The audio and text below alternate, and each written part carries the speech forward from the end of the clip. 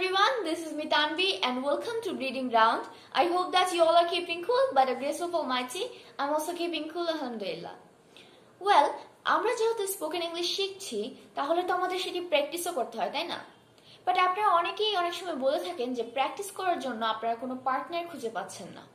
Well, আপনি কি জানেন আপনার ঘরেই এমন একজন মানুষ রয়েছে যিনি আপনার স্পোকেন ইংলিশ প্র্যাকটিসের সাথী হয়ে উঠতে পারেন? ওয়েল, তিনি হচ্ছেন আপনার মা।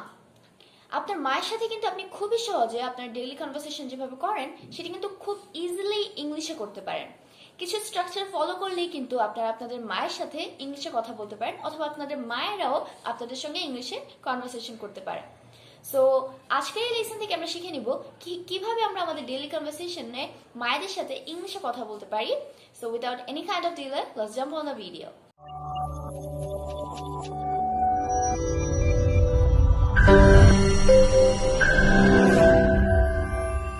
সো ওয়েল, আমাদের মায়েদের সঙ্গে আমাদের প্রতিনিয়ত যে কথাগুলো হয়, যে কমন কথাগুলো হয়, সেগুলো নিয়ে আজকে আমরা আলোচনা করব। সবার মাই প্রায় সবাইকে কাজ করতে বলে থাকে বিভিন্ন ধরনের, যেমন রুম গোছাতে বলতে পারে, বিছানা গোছাতে বলতে পারে।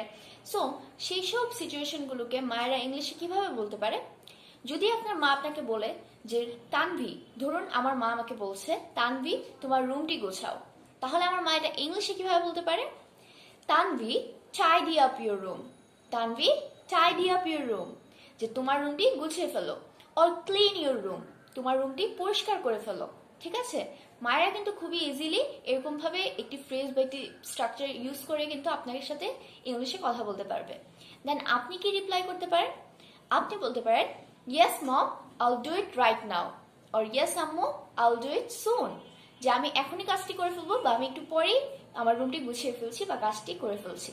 ঠিক আছে, দেন আমাদের মা আমাদেরকে কি বলতে পারে? দেন আমাদের মা আমাদেরকে বলতে পারে বিছানা গোছানো নিয়ে। তো বিছানা গোছানো নিয়ে মারা কিভাবে বলতে পারে? মারা বলতে পারে make your bed. Tanvi make your bed, তোমার বিছানাটি গুছিয়ে ফেলো। ও ক্লিন ইউর বেড, তোমার বিছানাটি পরিষ্কার করে ফেলো। ঠিক আছে, সো আমরা কি বলতে পারি? আগের স্ট্রাকচার ইউজ করি আমরা বলতে পারি yes mom, I will do it right away, or I will do it right now. ঠিক আছে, দেন আমাদের মা আমাদের কি বলতে পারে? দেন আমাদের মা হয়তো বা আমাদেরকে বলতে পারে টেবিল গুছিয়ে ফেলতে। লাইক অনেক সময় কিন্তু আমাদের টেবিল গোছাতে হয়, যেমন পড়ার টেবিল বা ডাইনিং টেবিল, আমাদের কিন্তু সেগুলো গোছাতে হয়, রাইট? সো মারা কিভাবে বলতে পারে? মারা বলতে পারে সেট দ্য টেবিল।